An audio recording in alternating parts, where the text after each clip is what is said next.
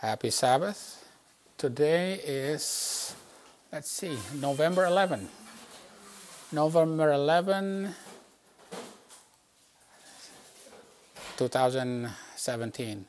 And we're still continuing on our study based on Psalms 23. But we're looking at the line of, we've been looking at the line of Moses, right?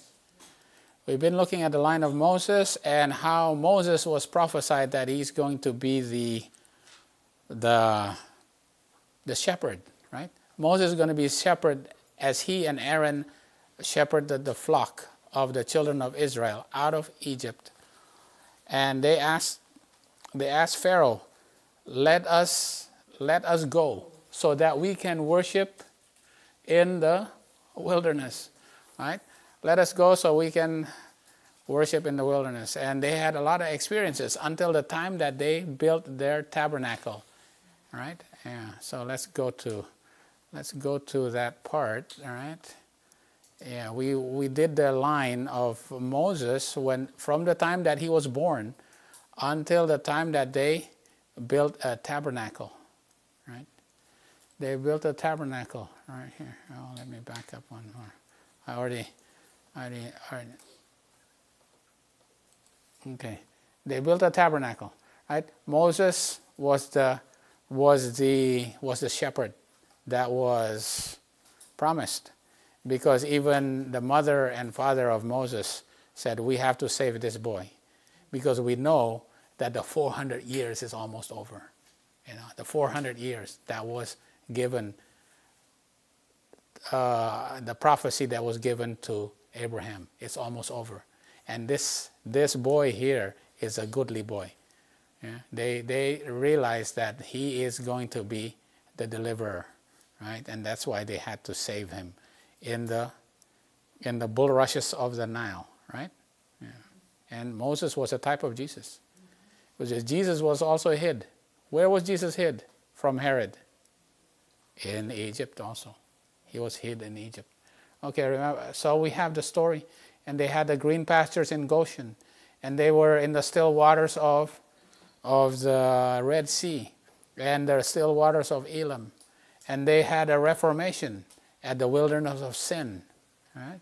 And they had to go through the valley of the shadow of death and Rephidim, and they had the tables of stone given to them at Sinai, right? And Aaron was anointed, right? And eventually they built the house of the Lord so that the Lord can dwell in the house forever. You know, that's exactly like the Psalms 23, okay? All right, so if we were to put this in a timeline, what does this represent? Okay, where does the time of the end, where is the time of the end? The time, remember, the time of the end is when the first angel's message is preached. Okay, so where on these timelines, you know, where would we put the time of the end? Where would we put the time of the end? Where would we put that? The time of the end has to be the end of darkness, right? It's the end of darkness, and then the first angel's message can be given, right?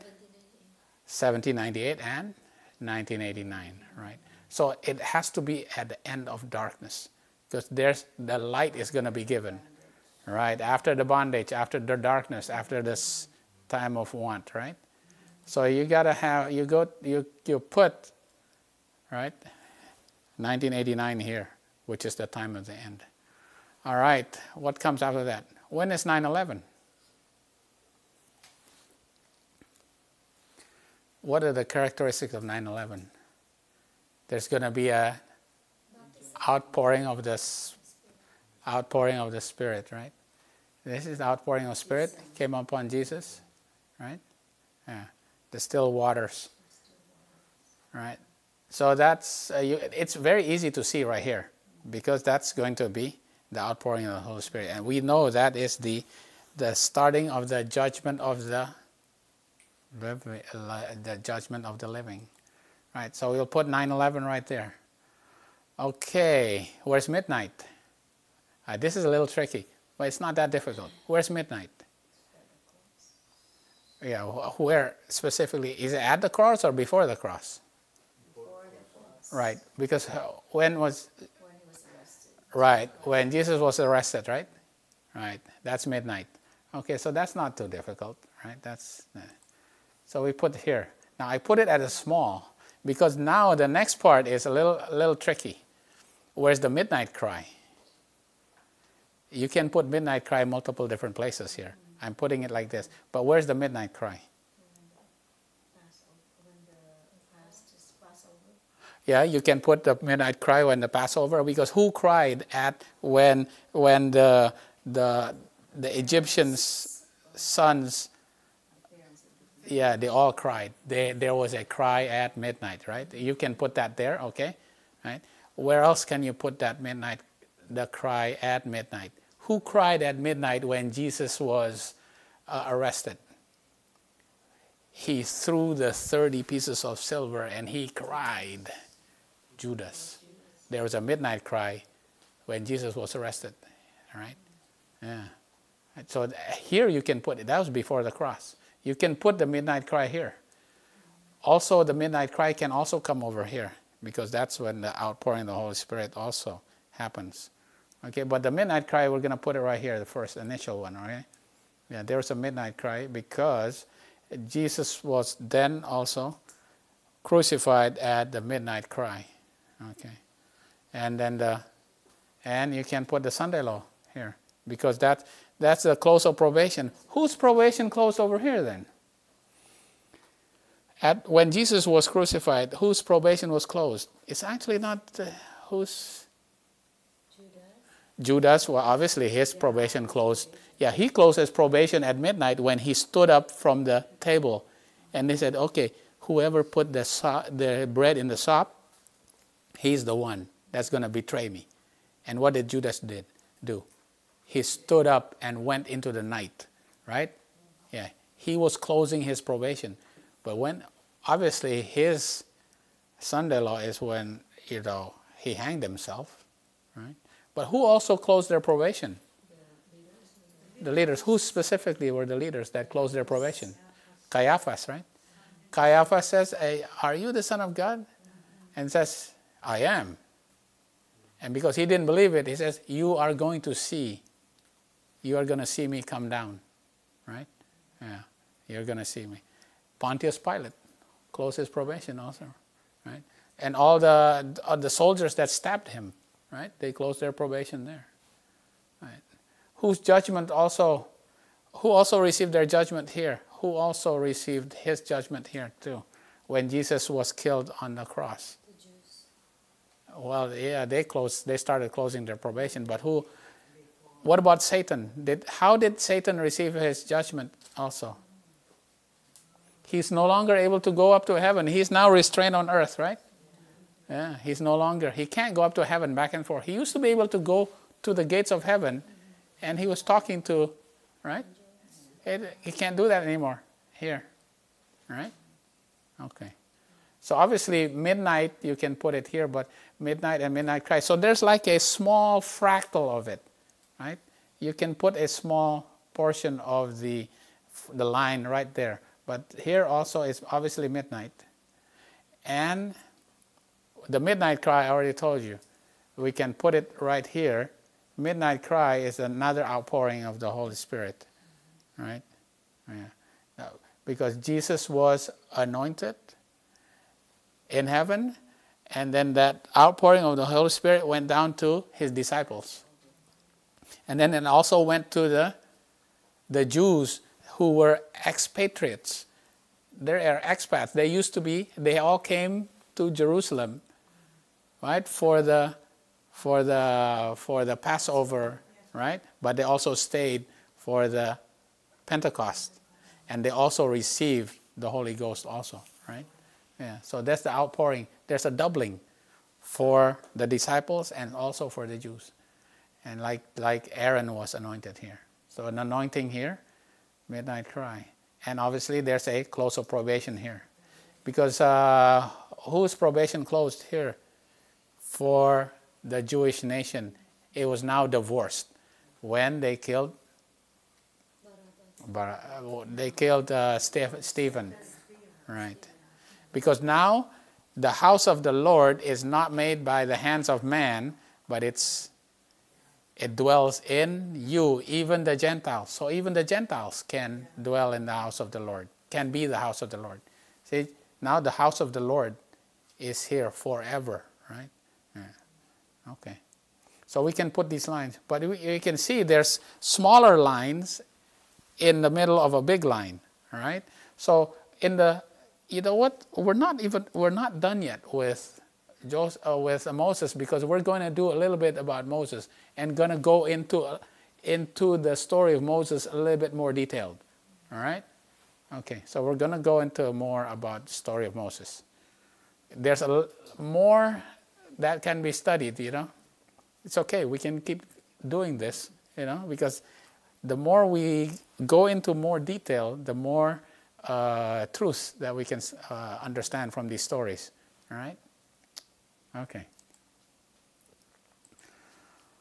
Oh, well, I should have put that as a, yeah, all right. So Exodus 2, verse 11 to 14. Moses. Now Moses, when he first was called, and he was promised to be the shepherd for Israel, right? But when he was first called, as a boy, he was raised by his mother.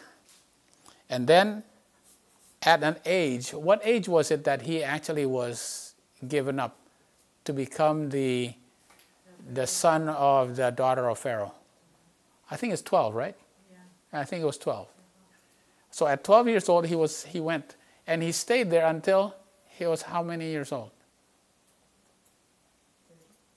No, he stayed there until how old was he? When eventually he realized that he is going to be the deliverer of Israel. He was 40 years old, right? And it came to pass in those days, when Moses was grown, this is Exodus 2, verse 11 through 14, that he went out unto his brethren and looked on their burdens. And he spied an Egyptian smiting an Hebrew, one of his brethren. And he looked this way and that way. Okay, he looked. So make sure nobody's looking. He looked this way and that way. And when he saw that there was no man, he slew the Egyptian, and he hid him in the sand. And then we went out the second day. Behold, 2 men of the Hebrews strove together. They were striving together. And he said to him that did the wrong, Wherefore smitest thou thy fellow? And he said, Who made thee a prince and a judge over us? Intendest thou to kill me as thou killest the Egyptian? And Moses feared and said, Surely this thing is known, because it is known and is told to Pharaoh. Right. Okay. Now, you know, obviously you realize this is a contradiction with what happened to Moses.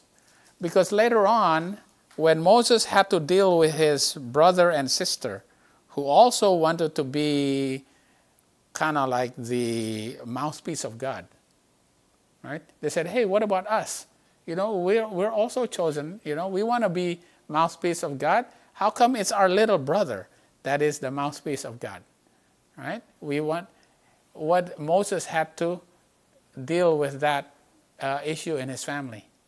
And here in Numbers 12, verse 3, now the man Moses was very meek above all the men which were upon the face of the earth. Now, was he very meek here? No. He looked at it and said, wait a minute, you know what? I'm supposed to be the deliverer of Israel. I'm going to deliver Israel right now, right? His meekness came after he was in the wilderness. Right. Yeah. So what happened between here and here? God had to change him. How did he change him? He had to be changed in the wilderness, right? And how many years was he sent into the wilderness? 40 years. to change him to become a meek person. So he had a character defect here. He was impatient. Yeah? He says, I need to deliver God's people right now. I want to do it now. Right. I want to deliver the God's people now. And he was impatient. And God said, no. Your timing is wrong. You have to do it on my timing. Right? What I have to do, what do I have to do to you? I have to polish your character first. You have character defects. And how am I going to polish your character? By sending you and becoming a shepherd in Midian, right? Yeah.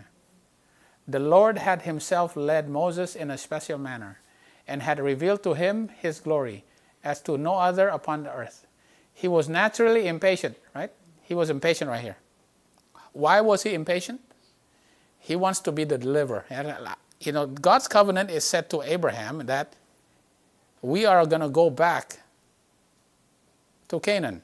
He wants to deliver the people back to Canaan, but had taken hold firmly of the grace of God and so humbly implored wisdom from heaven that he was strengthened from God and had overcome his impatience so that he was called of God the meekest man upon the whole of earth. Right? Yeah. So he had to be taken to the wilderness for 40 years so that the covenant can be manifested. All right? Okay, before we go on, this might be, there's a little bit too much meaning here that we have to compare this with other lines. All right? There's something about 40 and covenants. 40 and covenants. All right? Yeah. Right. 40 is a generation. Okay. Where do you see a covenant and 40? 40 and covenant. What was the sign of the covenant for Noah? What was the sign of the covenant for Noah? The rainbow. Right. Right. How many days did it rain? It had to rain for 40 days and 40 nights, right? Before the covenant can be revealed to them. All right. Okay. What about the covenant at Sinai? How many days did Moses have to go into the cloud? 40 days and 40 nights. Remember, for 6 days he went up with his brother and his nephews, right? And the 70 elders. 70 elders, right? They went for 6 days up. But then Moses had to go up for 40 days and 40 nights into the cloud. And then he was given, right? Yeah. And then he was given the tables, the law of the covenant, right? All right. Okay. All right. What about the time of Jesus? Did Jesus go into the wilderness for 40 days? Now, the thing about Jesus is, this is quite interesting. And Ellen White had something, explained it a little bit. Jesus had to go into the wilderness for 40 days and 40 nights, right?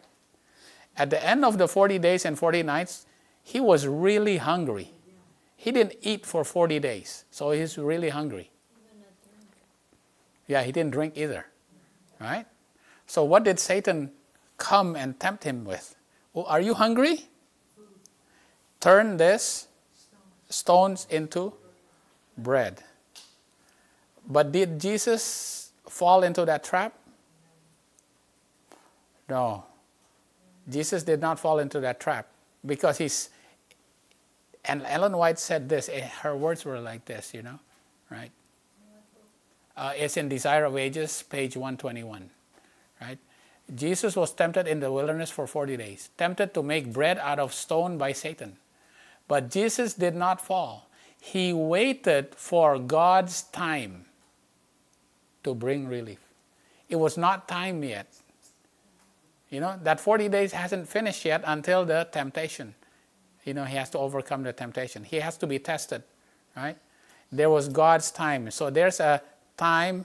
Now, during the covenant, during the story of the covenant, during the time of Abraham, who was it that was impatient in waiting for the covenant? Sarah and Abraham, right? They were impatient. So what did they say? You know what? God covenanted with us that our seed is going to be as numerous as the sand in the ocean. And what did they do? Well, we don't have any children. So what should we do? Abraham, why don't you go and marry Hagar so that we will, yeah. So they wanted the covenant on their time instead of God's time. God said, no, you got to wait, right? You got to wait. All right. Okay. So the beginning of Israel is when when Moses had to go into the wilderness for 40 years. What about during the time of Israel when they wanted to go in Canaan? What did they have to do and wander? How many years did they have to wander in the wilderness? 40 years before they received their covenant. There's a 40 and a covenant.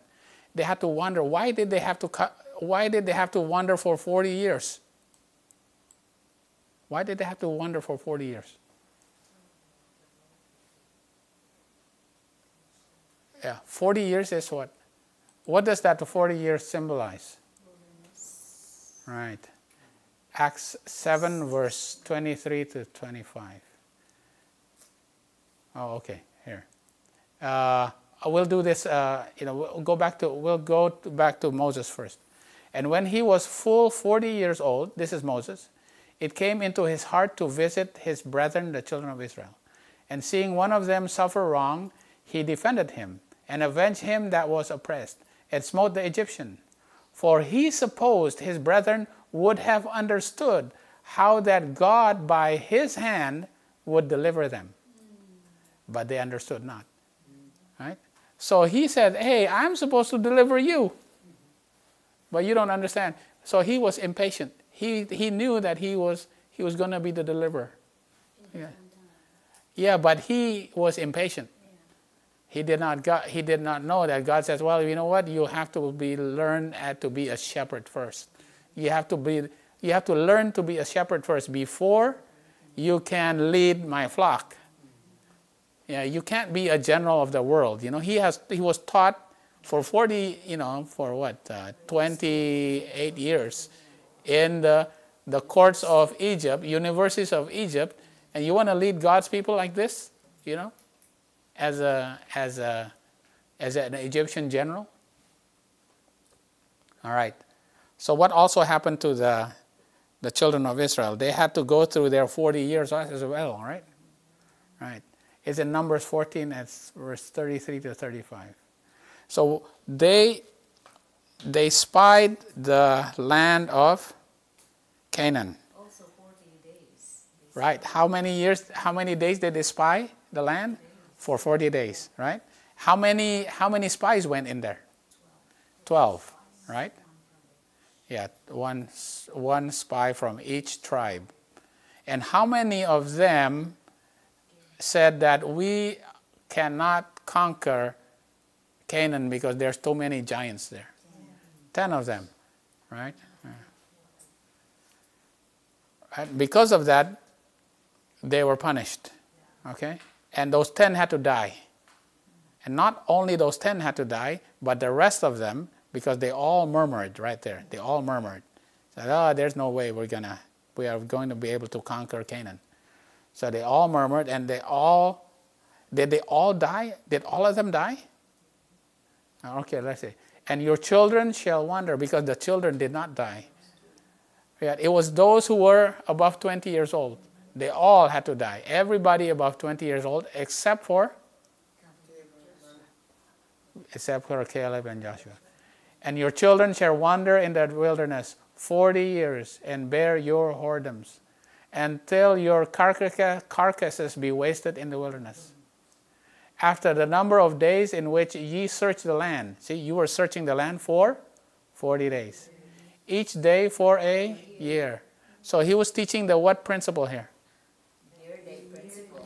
He was teaching the year-day principle, right? Each day for a year. You were searching for 40 days. Now you have to suffer for 40 years. You shall bear your iniquities, even 40 years. So that's the year-day principle. And ye shall know my breach of promise. So who is it that breached my promise? You're the one that breached my promise, right? Now you're going to have to suffer. Because we made a covenant, right? We made a covenant and you breached it. So now you have to suffer for breaching that covenant. Because a covenant is a handshake between two parties. If one party breaches that covenant, you know, that, right? It's made with God. Right. I, the Lord, have said, I will surely do it unto all this evil congregation, they that are gathered together against me in this wilderness. They shall be consumed, and there they shall die. So they are going to die. All right. Okay. All right. Oops. Let's see.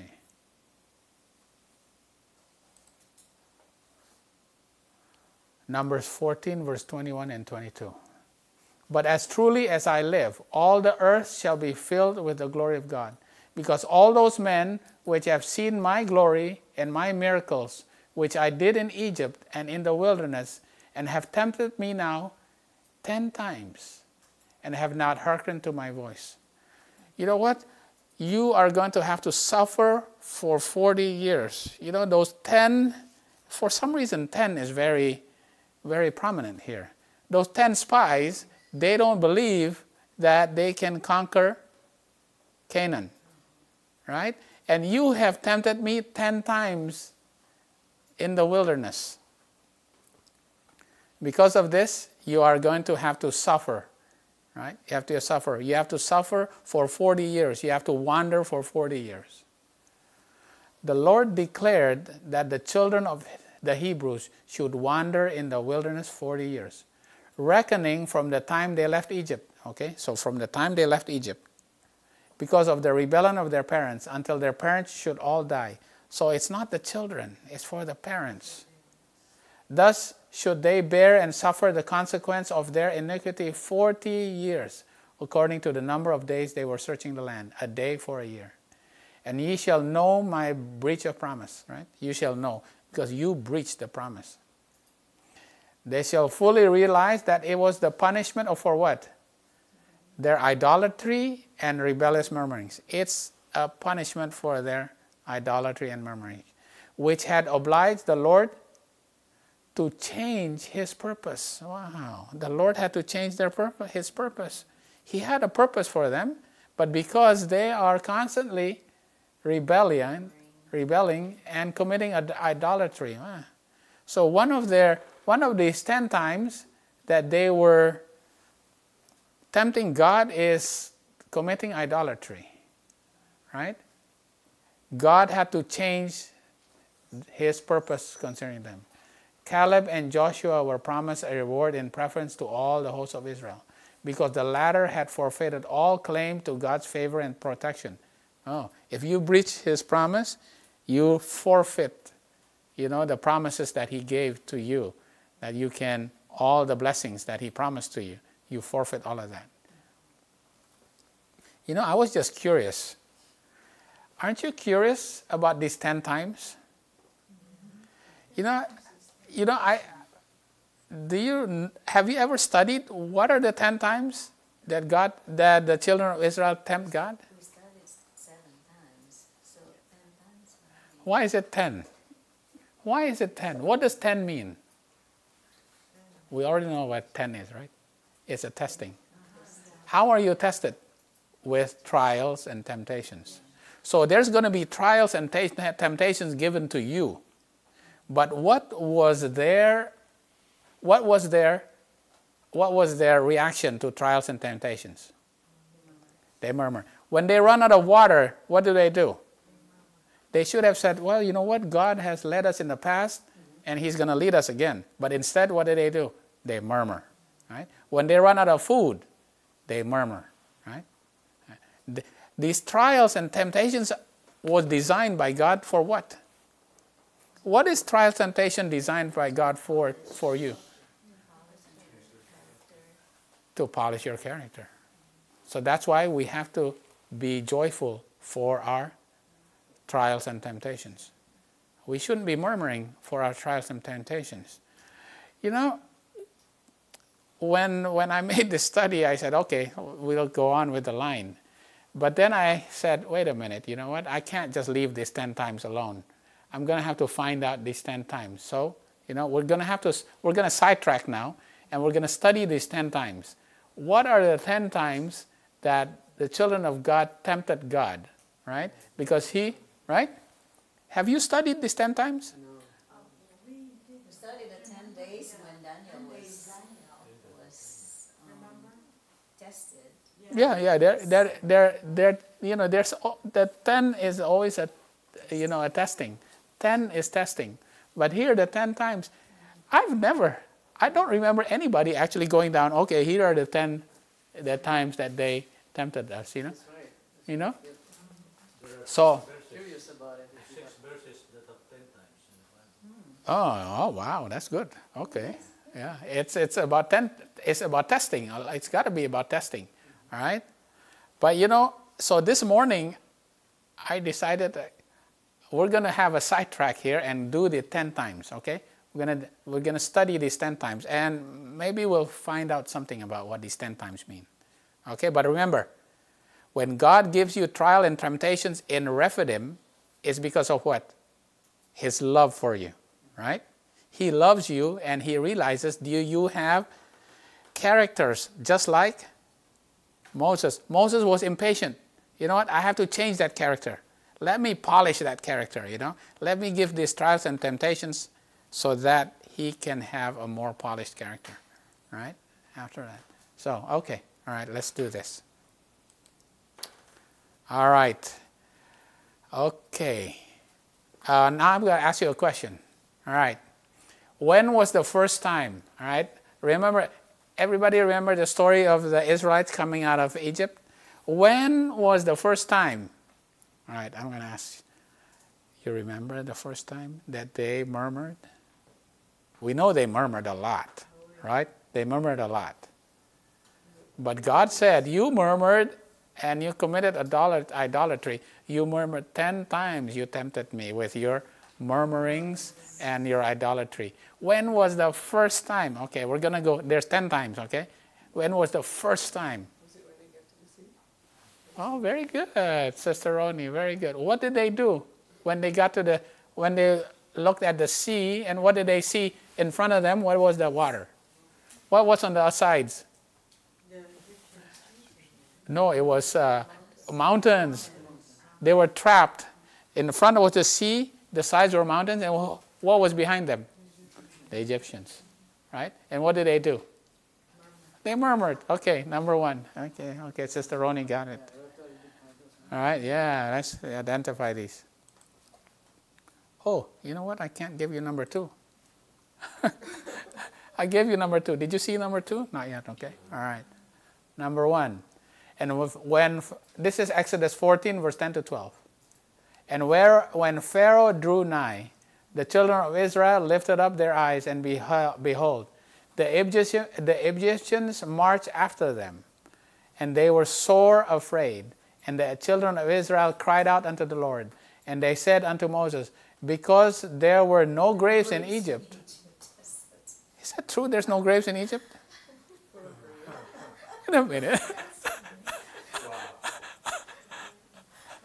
What? When we didn't see them because they buried them. What, they buried them in pyramids or something? There's no graves in Egypt. Hast thou taken us away to die in the wilderness? Wherefore hast thou dealt with us to carry us forth out of Egypt? Is not this the word that we did tell thee in Egypt, saying, let us alone, that we may serve the Egyptians? For it had been better for us to serve the Egyptians than that we should die in the... Oh my. This is amazing. They just went through the 10 plagues. And they get here and they say, oh, it's better that we serve the Egyptians. So obviously, now I'm going to ask you, what character that God needed to change in them? Well, that's true. God, you have to be able to see, what God has led you in the past, and you're going to have to, you have to be able to see God's leading in the past, right? So that God can lead you, continue to lead you. So he blocked the Egyptians with a cloud, right? See, he put a cloud in between them and the Egyptians, and how did he open the Red Sea? How did he open the Red Sea? Yeah, with a what? With what kind of wind? With an east wind. And the east wind blew, and then obviously we know that story, right? Okay, he had to teach them. God will continue to lead them, right? Okay, what was the second? All right. Okay, so they passed the Red Sea. Where did they get to Red Sea after they passed the Red Sea? Where did they get? Mara, right? Mara. What happened to them when they were at Mara? There's no water, right? The first thing is they had no water. And what did they do? Obviously they complained. So that's number one. Number two is at Mara. And this is Exodus 15, verse 23 and 24. And when they came to Mara, what does Mara mean? Bitter, right? They could not drink the waters of Mara, for they were bitter. So Mara means bitter, right? Mara is the root word for what? The root word for Mary. Right. So Mary is bitter. Mary actually means bitter, right? Yeah. Therefore, the name of it was called Mara. And the people murmured against Moses, saying, what shall we drink? Oh, what shall we drink? Okay. Now, I'm going to ask you, what was God teaching them? Now, we did Mara, okay? Last couple of weeks, we did Mara. Okay. What was God teaching them at Mara? Okay, you may have to, dig in a little deeper, right? What was he teaching at Mara? The water was bitter. So you can't drink the water. So what did Moses have to do to the water to make it sweet? Yeah. What does that mean? What does throwing a tree mean? What does it mean? There's a meaning to this. What does it mean? What does the tree have? Leaves, right? It has leaves. What are the leaves to do? It's for the healing of the nations, right? Yeah, it's for the healing of the nations. Because right at Mara, what did he say? Right at Mara, he made a covenant with them. I'm going to give you laws and statutes. That if you follow my law, you will not suffer the diseases of Egypt. But wait a minute. What does that mean? He said, all our lives, we've been eating the food of Egypt. But now he says, if you follow my law, you're not have to suffer. Well, all this time, from the time we were slaves, we've been eating Egyptian food, and we're going to die the diseases of Egypt. So what does the throwing of the tree mean? You don't have to suffer the diseases of Egypt if you eat of the tree. Because the tree is the healing of nations. You've been eating all your life the food of Egypt. But now, here is the tree, right? This tree, if you eat the leaves of the tree, you're not going to have to suffer the diseases of Egypt. All right. So he was teaching them that what they have to do so they don't have to suffer. They have to follow the law of God. And they have to eat of the leaves of tree, or leaves of the tree. Right? Yeah. Okay, what's number 3? I don't have it up there. Where did they go from? Yeah, remember the story? We did the story. Okay, I'm not going to put it up there so you don't have a clue. Okay, where did they go? Right. Yeah, but were they tested there? No, they weren't tested there. Where? No. The Rephidim is later. Yeah. If they're going to run out of water first, what's they going to do? Okay, where did they run out of food? Which wilderness? The wilderness of what? The wilderness of sin. They're going to run out of food. Okay? And what did God give them first at even?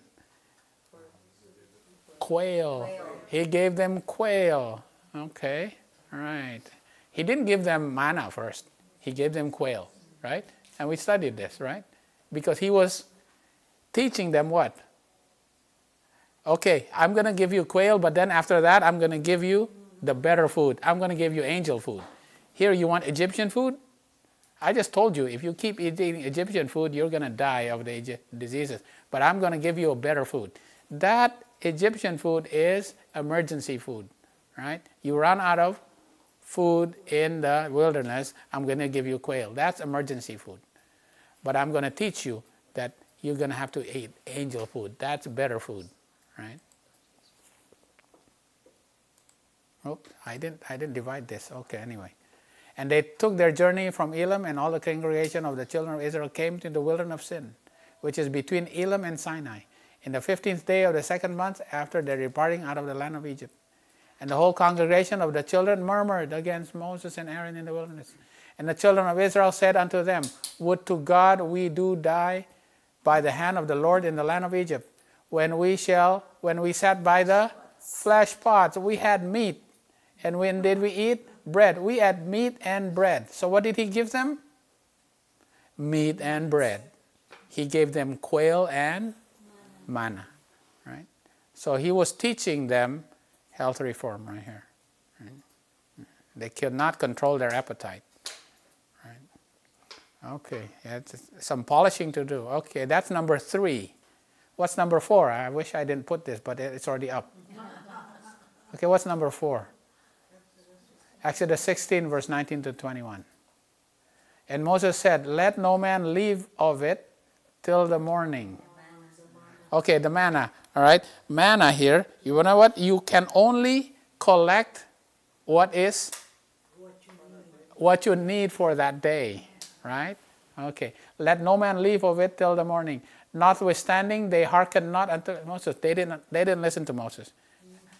They wanted to collect as much as possible, even extra stuff. But some of them left of it until the morning and ate bread worms, and it stank. And Moses was wroth with them. And they gathered it every morning, every man according to his eating. And when the sun waxed hot, it melted. What was God trying to teach them here? Sufficient, yeah. My grace is sufficient for you. If you want God's grace to help you overcome temptation, do you ask it, you know what, please give me until Jesus comes, the power to overcome temptation until Jesus comes? Just give me the grace for? Just for today. Right, day by day. Because what? Tomorrow you got to what? You got to ask it again. It's another day. So this one meat or bread? This is manna. Yeah, the manna. They only can collect enough for the day. Because if they collected extra, what's going to happen? It's going to stink and it's going to have worms. It's going to rot. All right? Okay. Right? Yeah, decadence. Yeah, just too much. Too much of everything. Too much is always a bad thing. Right? Yeah. You just enough for the day. All right. Okay. All right. This is number 4. I'm not gonna put up number 5. I should have, my what should have what? What's number 5? What's number 5? What do you think after 5? Oh, no, not yet. This is still at Sinai. Okay. My clue is that this is still at Sinai. The first, they have to collect enough for that day. It's the Sabbath. Okay, Sister Ronnie, very good. That's the Sabbath. Okay. 16 verse 27, 28. And it came to pass that there went out some of the people on the 7th day 4 together, and they found none. And the Lord said unto Moses, how long refuse ye to keep my commandments and my law? Hey, I told you the 7th day is, remember the 7th day. Your fathers, I already given this law to you, even from Adam, even to Enoch, even to Noah, and all your forefathers, they already know that you have to keep the Sabbath day. How come you forgot it? How come you refuse to keep my commandments? Wait, has the 10 commandments been given yet? No, not yet. So the 10 commandments had been given, but it was given what? Orally, right? It was given verbal, right? You refuse to keep the Sabbath day, right? Yeah. So they were teaching the Sabbath rest. Okay. All right. What's the next one? No, that's the Rephidim. Yeah, this is Rephidim. Now this is Rephidim. Okay, you got it. So that's number 6, right? We got 5 already, and this is number 6. Number 6, there's the, right? Then they pitched and Rephidim. And all the congregation, this is Exodus 17, 1-3. And all the congregation of the children of Israel journeyed from their wilderness of sin, after their journeys, according to the commandment of the Lord, and pitched in Rephidim. And there was no water for the people to drink. Wherefore the people did chide with Moses and said, give us water that we may drink. And Moses said unto them, why chide ye with me? Wherefore do ye tempt the Lord? Here you go. You're tempting the Lord. This is number 6, actually. And the people thirsted there for water. And the people murmured against Moses and said, wherefore is this that thou hast brought us out of Egypt, to kill us and our children and our cattle with thirst? Wow. And so what did Moses have to do? He had to smite the rock. Now what was he trying to teach? This was not that difficult. Not that easy for me to figure out. What was he trying to teach them? He had to smite the rock so that water can flow from the rock. Right. Rock represents Jesus. Yeah, obviously the rock represents Jesus, because Jesus was stabbed and were wounded for us. And I think this is a little bit more general, I think, right? Jesus has to suffer our sins. We had wants, but what do we have to do with our wants? We have to surrender it to Jesus. We have our sins, we have to let Jesus carry it, because Jesus will. We surrender our, Jesus will drink our cup of iniquity. We have our wants, and Jesus will, supply it all. I think that's probably what it means. It was not that easy for me to figure this out. The others were much more easier to figure out. What was it? They had to surrender their wants to God, because Jesus will supply it for them, right? All right. Okay. Number 7. Let's see. Now, I think number 7 is, all right, number 7. Number 7 is more, number 7 is not that difficult here. It was where did it get from? Rephidim? Where did it get to? The table?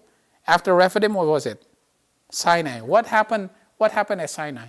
Oh, this is easy, actually. The golden calf apostasy, right? Because they set up a golden calf, and they obviously they set up an idol, right? But how were they complaining at that time? They complained because what? Moses was gone too long. He was gone for 40 days. What are we going to do? Yeah, they complain about everything. It seemed as if they resented the fact that in order to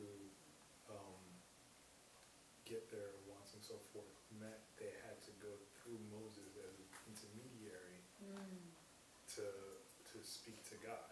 But, you know. He was gone for a long time. Yeah, so it's like, oh, well, maybe he's dead, maybe.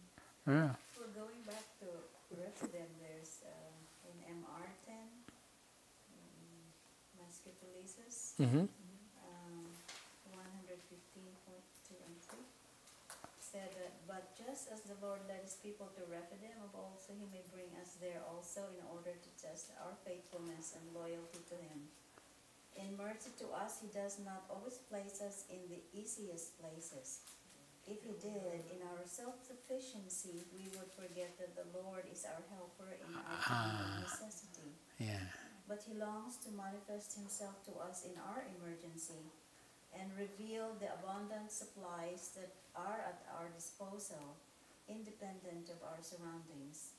Disappointment and trial are permitted to come upon us, that we may realize our own helplessness and learn to call upon the Lord for help as a child when hungry and thirsty calls upon an earthly father. Our Heavenly Father has the power of turning the flinty rock into a life-giving and refreshing stream. We shall never know until we are face to face with God, when we shall see as we are seen, and know as we are known how many burdens he has borne for us, and how many burdens he would have been glad to bear if with childlike faith we had brought them to him. Right. So all our wants, we should bring it to him instead of having a self-sufficient attitude. You know what, I can do this. If I were to, get more college credits and I can go to more school, I can get a better job and this and that, all your plans. And, all these worldly plans instead of just giving it to the Lord. Yeah. All these plans of yours, right? You don't put it at let Jesus be the rock that gives you the water, right? Yeah. So your self-sufficiency. All your plans, you want to do it yourself, right? Okay. All right, let's see then number 7. I forgot what number 7. Oh yeah, it was Sinai. Sinai, right? And they murmured that Moses was gone too long, into the cloud, into Sinai, right? And when the people saw that Moses delayed to come down out of the mount, the people gathered themselves together unto Aaron and said unto him, Up, make us gods. Oh, up, make us gods. Wow, they told Aaron, hey, up, make us gods, which shall go before us. For as for this Moses, the man that brought us out of the land of Egypt, we wot not what is become of him. And Aaron said unto them, Break off the golden earrings, which are in the ears of your wives and your sons and your daughters, and bring them unto me. And all the people brake off the golden earrings which were in their ears, and brought them unto Aaron. And he received them at their hand, and fashioned it with a graving tool, which had made it into a molten calf. And they said, These be thy gods, O Israel, which brought thee out of the land of the land of Egypt. Yeah. So what was he teaching here? For one thing, that's the easy thing that I can see is who's the true God, right? The true God, right? You have other gods. This is the sin of idolatry. You have other gods. And for us now, it's kind of easy to say, well, we're not worshiping Baal, or we're not worshiping but we have other mammon, and right? It's the money and our positions and education and all the trappings of the world. That is our idolatry, right? So he is going to have to take it away from us, right? Oh yeah. Right? Right? He's going to have to chisel that, make it polished, because we have so much idolatry in our lives, right? Again, I've just chiseled. This is actually pretty deep here, right? And also, I think of you think you are the leader, the same thing as Moses. Moses was being chiseled in all ways. Yeah, that's right. Yeah, he was a general kind of thing like that. He was you have to be a shepherd. You have to be, all right. Yeah. Okay. Now the next one is number 8. The number 8 is actually a little bit difficult because you have to go into deeper and finding out where was it that they were murmuring next. After they went from Sinai, they went to the wilderness of Paran. Right? That's kind of like the Paran is next to the border with Arabia. Paran is near Arabia. Remember, Paran is Arabia. Who wandered into the wilderness of Paran? Hagar and Ishmael, right? Yeah. And the Lord there, okay, you'll find this in here. Okay, let me go here. And it's in Numbers 11. But if you want to see the context, you have to read Numbers 10. God now told the people that now they are armies of God. He's the leader, but now the people are the armies. And all these armies, all the tribes of Israel are now armies for God. Now he's setting up his kingdom, basically. And he is the leader of that theocracy, right? Yeah. He is the leader of the theocracy.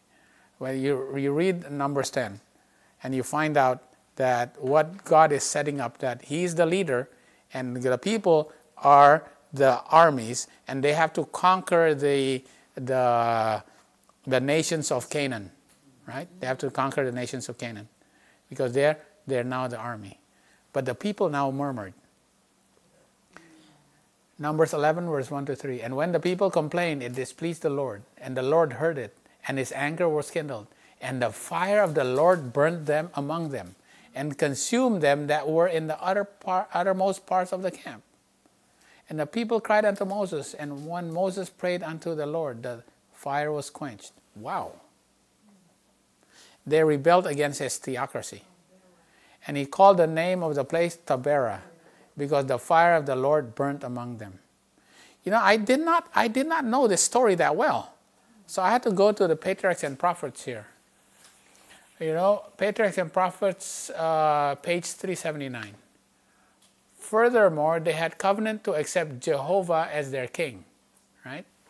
And to obey his authority. Their murmuring was now rebellion, and as such it must receive prompt and signal punishment, because they did not want to accept his theocracy. Right? If Israel was to be preserved among anarchy and ruin, the fire of the Jehovah burnt among them, and consumed them all that were in the uttermost parts of the camp.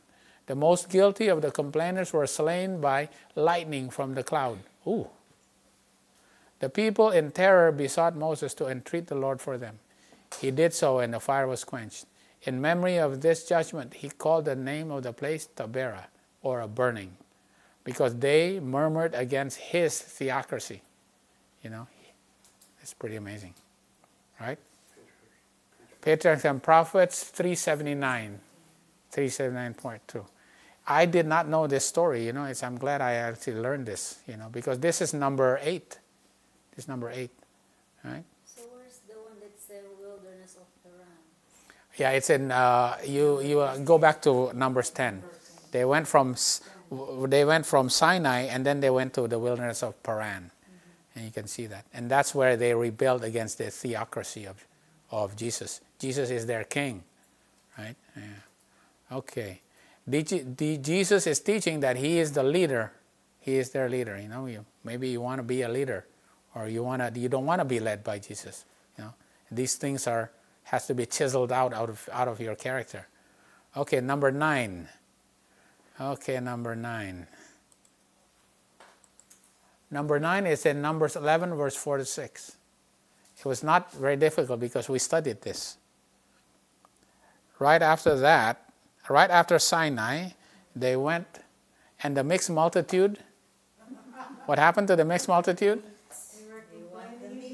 Oh boy. And the mixed multitude that was among them fell a lusting. And the children of Israel also wept again and said, who shall give us flesh? All right? So who will give us meat? So this is about food? It's about food. Because we remember the fish. This is very, very important. Because people say, well, you know what? Jesus ate fish. But right here, Jesus was teaching them that the flesh and the fish is Egyptian food. Right? The flesh and the fish were Egyptian food, which ye did eat freely in Egypt. But you know what? We ate it with cucumbers and melons. We ate it with, we ate it with fruit. What that means. All right. We ate it with healthy food. And you know what? We ate it with leeks, onions, and garlic. We eat it with leaves, We ate it with medicine, so we controlled the diseases that we got. But even they got tired of eating manna. And what happened to them? They got their quail. Their quail until 2 cubits high, even up to their thighs, they had so much quail. Yeah. You want quail, you got quail. Up to your thighs with quail. And they were so happy, and they said, let us eat it. Now remember, they already had the covenant. Okay, they said, hey, you know what? You got to follow the law, right? You got to follow the law because you're going to die of diseases, right? And then they were given the health reform. Okay, we're going to wean you off of this quail, and then you're going to have to learn how to eat angel food. Okay, it's a health reformation. He gave this, all right? He told you, this is emergency food, all right? And then he gave the 10 commandments. He gave them the tabernacle and everything. And after all of that, they still fell a lusting. So what they were trying to teach, if after all of this you still fall a lusting, it's a sin because you are going to die even before the food passes your teeth. Oh, that's terrible. Wow. Okay. Then that's number 9 and the number 10 now. And then they went and then they sent the spies in. And when the spies went and they came out, and the people were afraid to go in, right? And all the congregation lifted up their voice and cried, and the people wept that night. And all the children of Israel murmured against Moses and against Aaron. And the whole congregation said unto them, would God had died, that we had died in the land of Egypt, or would God had died in this wilderness? And wherefore hath the Lord brought us out of this land to fall by the sword, that our wives and our children should be prey? Ooh, our wives and our children should be prey? What? Just because you said that, what's going to happen? You are going to die and your children will eventually enter the kingdom, enter Canaan. Because the children who are less than 20 years old, they were spared and they can actually get in.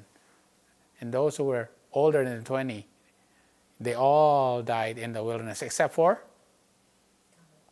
Caleb and Joshua. Were it not better for us to return unto Egypt? And they said one to another, let us make a captain and let us return unto Egypt. Right? So they had to wander for 40 days, which is, they spied the land for 40 days. Because of that, they had to wander for 40 years. They had to be taught the timing of God, right? They were not ready.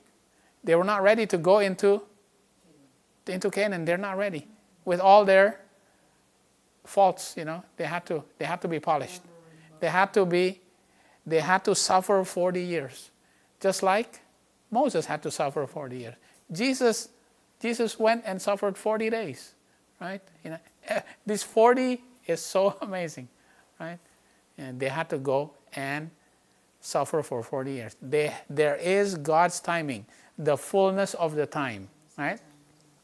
The fullness of time. Say they had an issue with the fullness of time. They did not understand the fullness of the time. Even Abraham and Sarah did not understand fullness of time.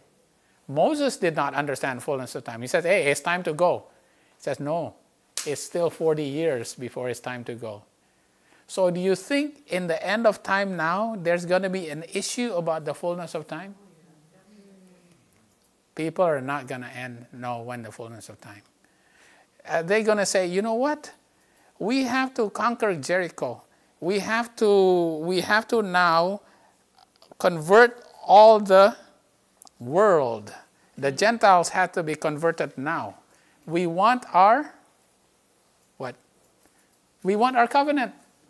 God said, my people shall be like the sands of the earth. We want the covenant, right? So what do we have to do? We have to convert the whole world now. I think it's also the problem of self-accreditation. Yeah. Right? We want to convert the whole world now. But God said, no, wait a minute. It's not time yet. There's going to be a time when the world will be converted. Jericho is going to will fall later, all right? But there's going to be a time. You have to get ready for it. You're not ready yet, right? So go to the family. Right, yeah. So you have to stay in your tent first. And then later on, you're going to be able to conquer Jericho later on, okay? Yeah. So we have 10. So there's the 10. Right? So those are the 10 times that those are the 10 things that they have to learn before they went into Canaan. All right. So what do we do now? If they did not go to the Lord, so what are we supposed to do? We have to increase, right now we have to study because we're not ready yet. We have to polish our character. Because then when we have a perfected character, can we be lifted up? Right? So then the world can witness. We have to be lifted up as a witness. Then the people can see, so that people can see. Right? So we have to be polished. Our character has to be polished, so that the world can see us as an ensign. All right? Okay. All right. I've got to finish here. By faith, Moses, when he was come to years, refused to be called the son of Pharaoh's daughter, choosing rather to suffer affliction with the people of God. This is from Patriarchs and Prophets. Then to enjoy the pleasure of sin for a season, esteeming the reproach of Christ greater riches than the treasures in Egypt, for he had respect unto the recompense of the reward. Wow. Yeah. The reward was much greater than the reward of the treasures of Egypt. Because otherwise he would end up in the museum somewhere. We can go see Moses. But I'd rather be in heaven rather than in a museum somewhere. Yeah. Moses was fitted to take preeminence among the great of the earth, to shine in the course of its most glorious kingdom, and to sway the scepter of its power. His intellectual greatness distinguished him above the great men of all ages. As a historian, a poet, a philosopher, a general of armies, and a legislator, he stands without a peer. Wow.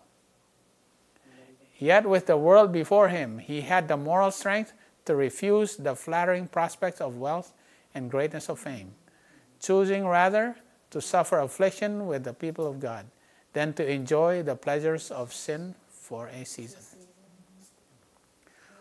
All right. So when was it that Moses became a shepherd? When did he become a shepherd? When was the first time he actually had to deal with sheep? That's right. And when Pharaoh heard this thing, he sought to slay Moses, right? Oh, no, I got to run away because I just murdered an Egyptian. And my brothers are going to tell on me. Oh, boy. Who is it that's going to tell on me? But Moses fled from the face of Pharaoh and dwelt in the land of Midian, and he sat down by a well. Now the priests of Midian had 7 daughters, and they came and drew water, and filled the troughs to water their father's flock. And the shepherds came and drove them away. But Moses stood up and helped them and watered their flock. He became a shepherd right there. Okay? All right. So we put this on a line. That when they come out of Egypt, Egypt is bondage. And Moses had to escape because he was there until he was 40 years old. And he had to be, his character had to be polished. He was impatient, right? He was impulsive. And he did not understand the fullness of time, right?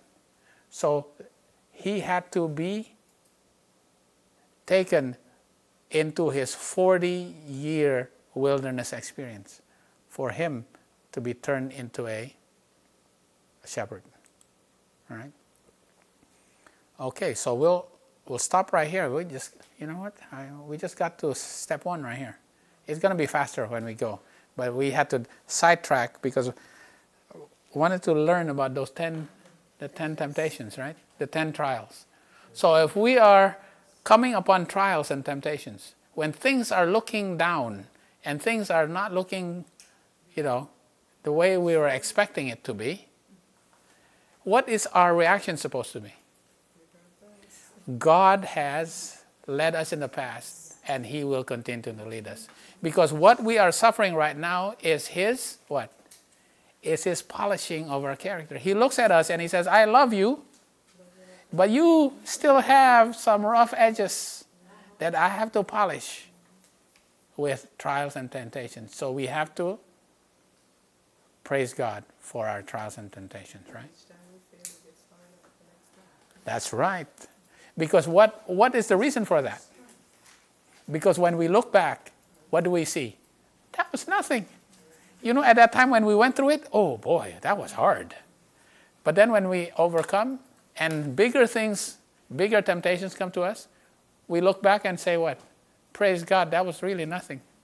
That's nothing. Right? Things will get tougher.